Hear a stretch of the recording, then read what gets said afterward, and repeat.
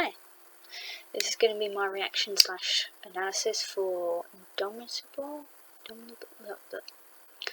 What's it called? What is this long word that I've never used before in my life? Indomitable. Okay. I'm trying my best. And this played when RWBY used her... Oh yeah, it's from the Volume 6 soundtrack. This played when RWBY used her silver eyes to petrify a leviathan. This was a good dramatic moment. Very slow.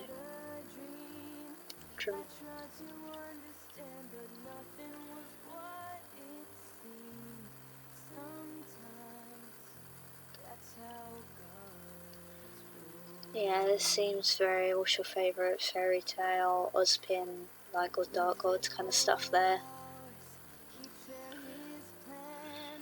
But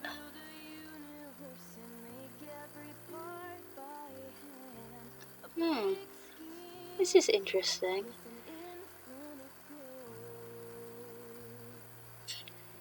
I'll do that so you can actually see the lyrics in the corner.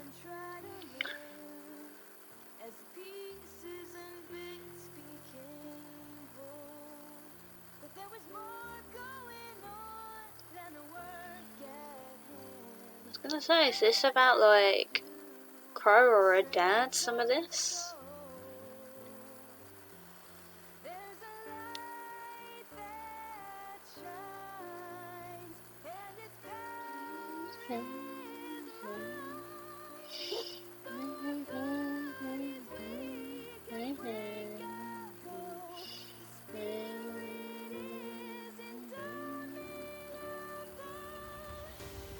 Oh, nice. I like those drums, the dramatic pickup. But yeah, it's very Silver Eyes. I'm into it.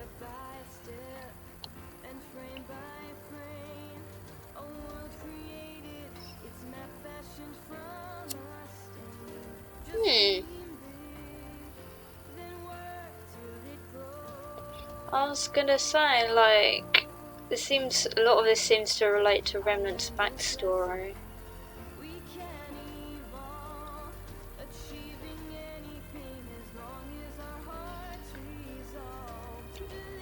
I like it, it's very much believe in yourself, sort of sappy stuff. I'm in it, I'm into it.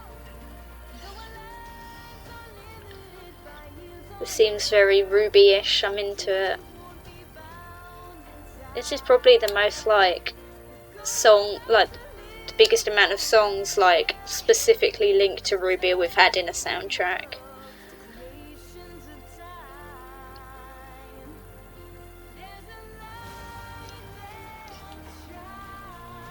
It's very cinematic, isn't it? It's a lot less rocky. This feels like this would be in a film, an instrumental.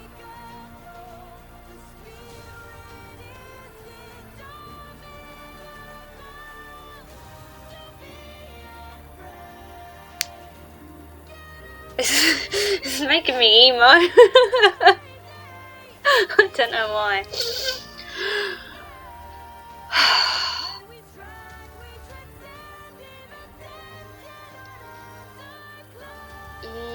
It's making me emo. They're acknowledging the death, but they can die, but they're still gonna carry on.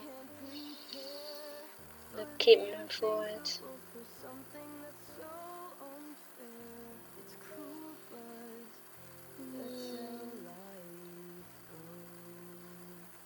Thinking about when she saw her mum in the vision.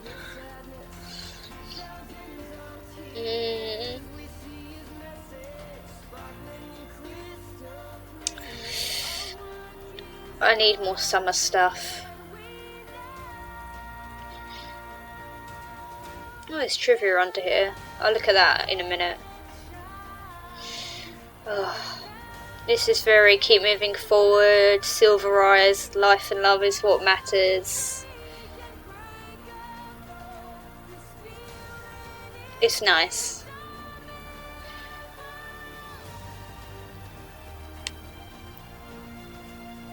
The captures a lot of what I like about this show and its messages and the characters. Because, you know, that's what life is.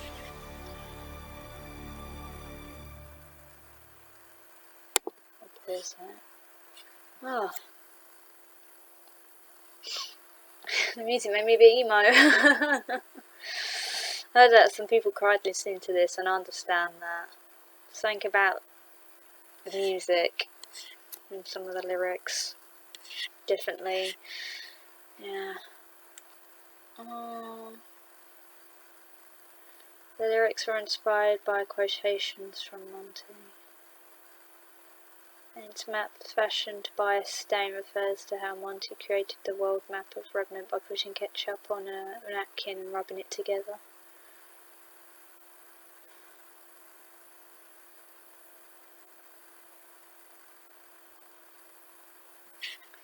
That's a really good idea, actually, and that does make me that makes me a bit emo. Yeah, this very much feels like, not only in the spirit of like the story of RWBY and all the characters and the plot, but, you know, behind everyone behind it, you know, the people that made it, wrote it, and the people that not only just like worked on the show, but the people who experienced the show, the fandom, and yeah, very much feels like a sort of, I don't know, I feel very unified. I haven't been in this fandom for like longer than a year, but yeah, it's very interesting.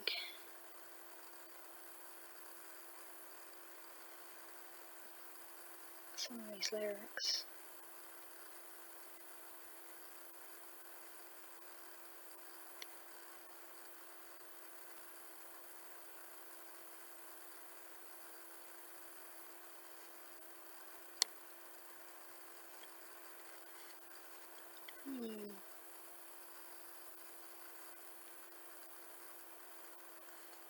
A lot of this does seem to be about the creation of the show and Remnant and RWBY.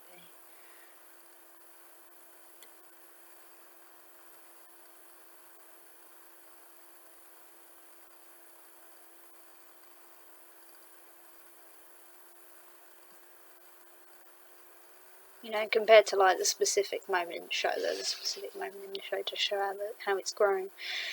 Because I met a man, he had a dream, I tried to understand and everything like that. First I was like, oh, maybe, what character is this in the show, like Ospian or someone? And then it's just like, he'd sit for hours and he'd share his plans to build a universe and make every part by hand. And it's like, that doesn't match up with any of the characters, but it does, in my head, match up with, that could be Monty, and like all of that stuff could be creating the world and having this project of this show, and like as pieces and bits became whole, but you know, like how you develop ideas and concepts, and you go through drafts and writing wise, and you try and figure out character designs and things like that. The process of making a project of the scale of you know, RWBY Volume 1, well, even the trailers, I imagine quite some work, but there was more going on than the work at hand.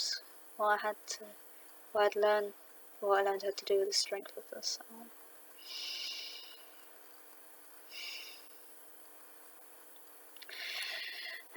Sorry, that really speaks to me, you know, like, so much of my life has been, well, so much of my life is to do with stories and projects like this, and fictional things, and things that aren't real, stories, art, you know, films, books, TV shows, I just podcasts now as well. It's a growing list. And to people who aren't part of, I don't want to say who aren't part of fandom, but who are quite casual sort of watchers and will watch something so their brain can turn off and that's it. That might not, this might not make sense, but sometimes something in media, a show like this or a book or something, it can mean a lot to people. The people consuming it and the people making it. You can learn things and accept things and resolve issues that you weren't even sure you had, and find things in this world that you love, and it can mean a great deal to people. That's what my life is. I've figured out quite a lot about what matters to me and the world and what I want to do in my life and friendship and relationships and such from fictional media, which is like, take that with a grain of salt. But yeah, there's more going on than the work at hand. What I learned how to do with the strength of the soul. I think that captures that idea of, oh yeah, we'll just make this show thing, we'll make this animation, and it's pretty cool, it will be fun.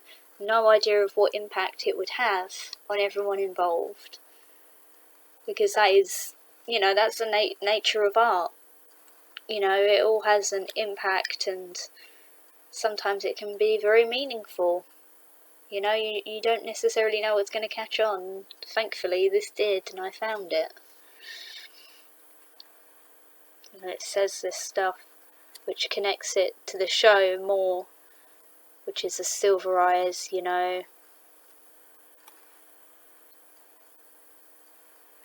which is very much, the idea of the soul and growth and stuff that I mentioned, linking to stories, works very well in the theme of RWBY, where most of the characters are based off of fictional characters, and RWBY's sort of soul and love for life and things like that is kind of her power. So that weaves in quite naturally. Yeah, this is about the production of RWBY, step by step and frame by frame. A world created, a map fashioned from the stone.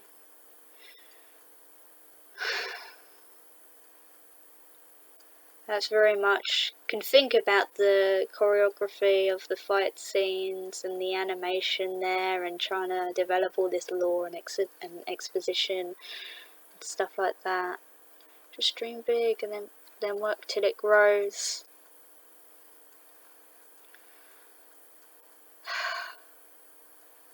It says, achieving anything as long as our heart's resolved, believing will make it so. These things start small. A lot of these things, there's a thing about life, you never know what's going to happen, and it's terrifying, absolutely terrifying. This comes from someone with anxiety. I'm scared all the time. But some of the great things about never knowing what's going to happen, you can just do something, and sometimes it can lead to one of your happiest memories, or you meeting someone who over time is going to be very important to you for whatever reason, or not necessarily even a person, a place or a thing, and that can open up a whole other chapter of your life in a way, this whole other route you can go down. And that's amazing. You never know what's going to happen, and it can be bad, or it can be fantastic and amazing, or like really mundane and boring, or like bizarre and strange. But sometimes things can grow unexpectedly and amazingly. So you have to believe that that's possible. So you do try these new things, you know, believing will make it so. You've got to try. That makes me happy. I say that makes me happy, and then this makes me quite sad. Though our lives are limited by years on earth, our dreams will be bound inside. The goal's not to live forever, because eternity loves the creations of time. I think most people in the fandom know that Monty, who was responsible for quite a lot of RWBY,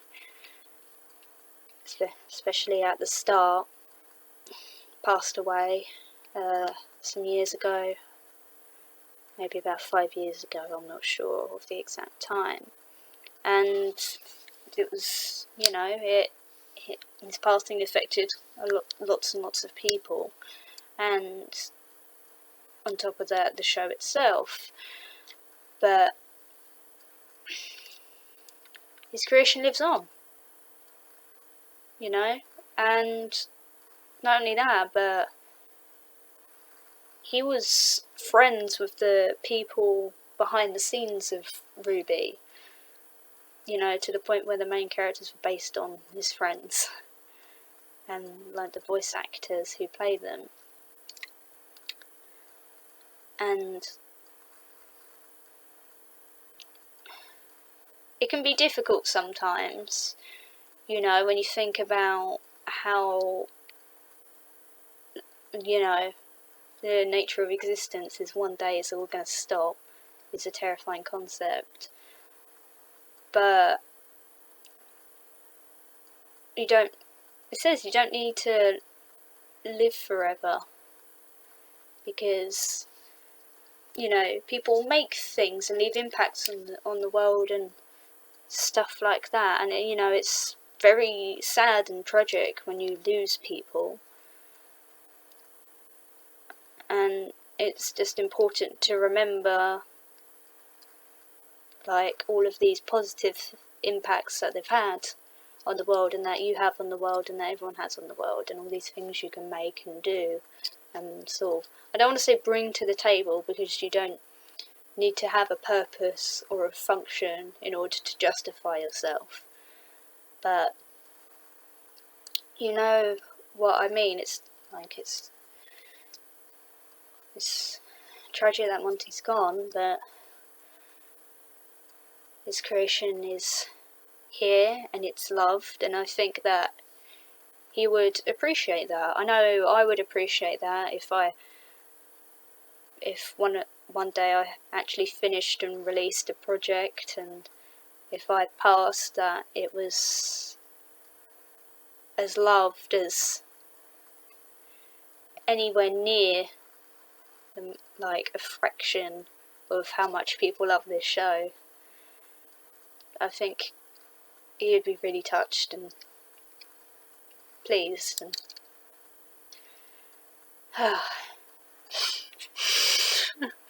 sorry. And then there's the chorus, and it goes, don't be afraid. Oh, this is sad. I think these last bits, you know, other than the chorus at the end, like from don't be afraid to our work is larger than we know, is very much, like I said, you never know what's gonna happen, and that means sometimes you can't prepare for bad, tragic things like losing someone you love, but it also means you can't predict like the ripple effect of every good thing you do in this world and how much joy it can bring to people. And No one's ever ready for either of those things. No one's generally ready for good or bad things, even if you look for them, you know. And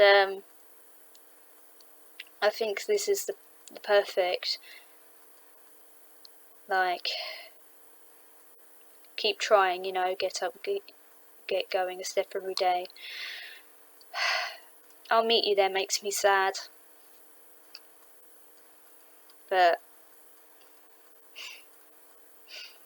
that is true. We're all in this together. That's what life is. That's what death is. We're all in the same boat here. You know, we gotta work together. You know, that's very much, I think, and I know that's like a sort of sappy statement. Yeah, teamwork, friendship, but like, I really think that love is written into being a person. Like, it's an innate thing. And though there are some kinds of sort of exceptions to the rule, I genuinely believe that most people have a kind of empathy or sympathy for each other and would like to help and lift up each other if they feel like they can. And this is what this song makes me think of. You know? I don't know if this makes sense. I feel like I'm with everyone. Unified with everyone. I don't know.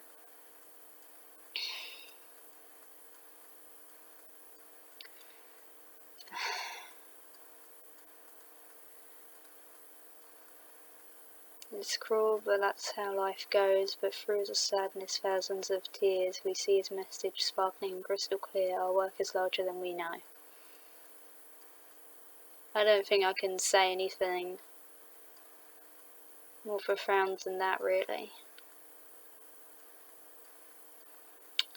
There will be grief in your life, and that sucks. There will be joy. You just need to move on. Yeah. I don't know if this was necessarily a really clever sort of analysis or anything, more than a sort of semi-emotional rant. So sorry about that. I don't know. I think this affected a lot of people. I know lots of people cried listening to this song. Like, I had to sort of, when the soundtrack came out, I just, like, didn't interact with any things, but I kept getting, like, notifications on like, Discord and stuff like that, being like, I've just listened to Dumps again, and it made me cry, and I'm just sat there like, no, don't talk about this song, don't spoil it for me.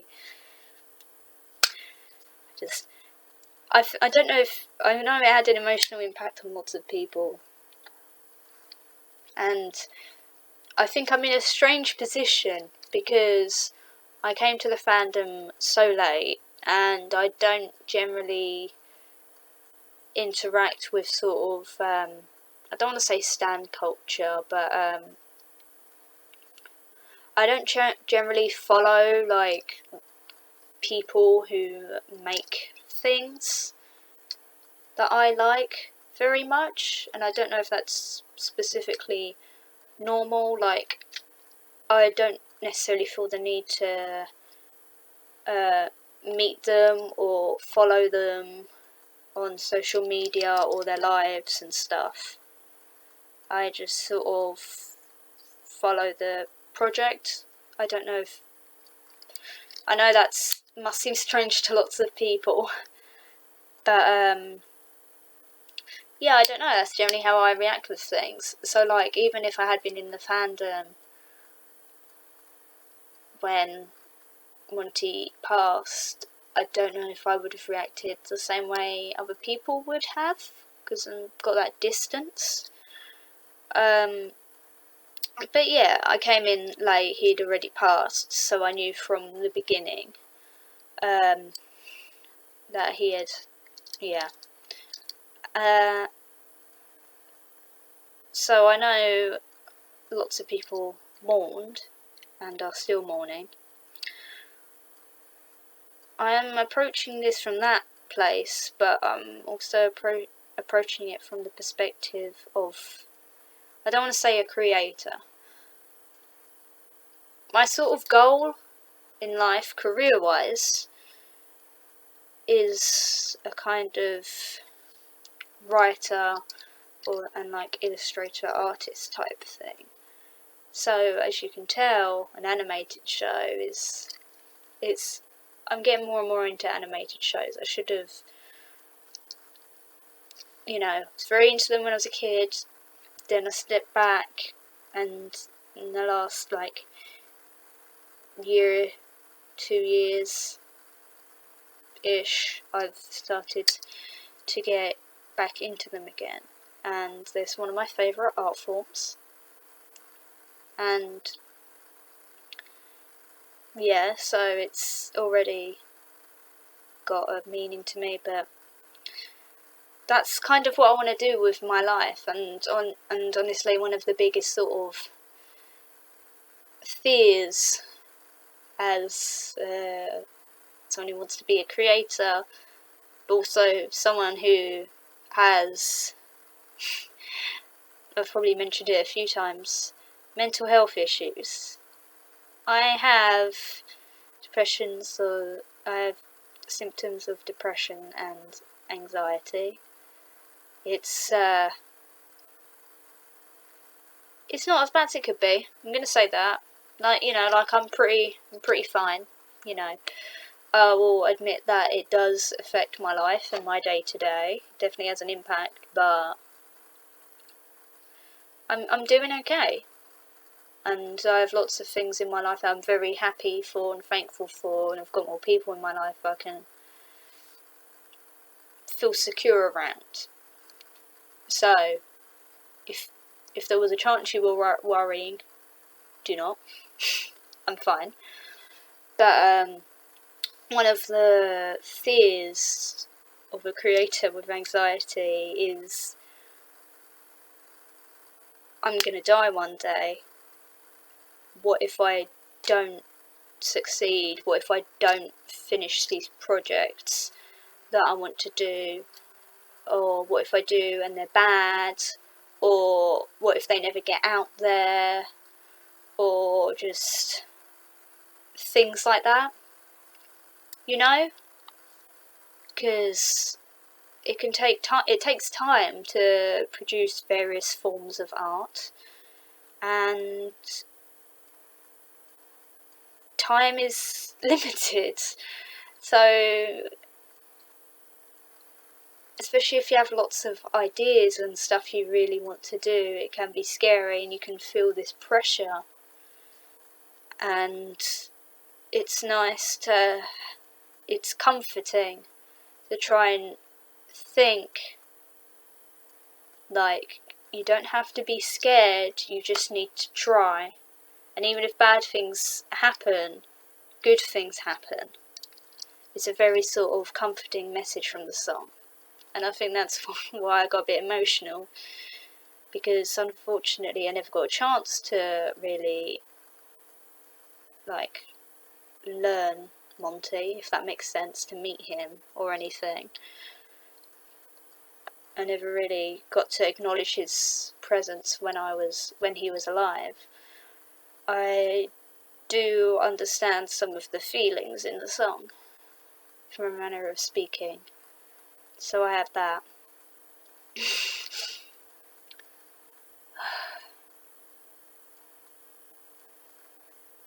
I was gonna say I got to like cheer up and stuff now, but like my next song is Forever Full, so I don't know if I'm gonna.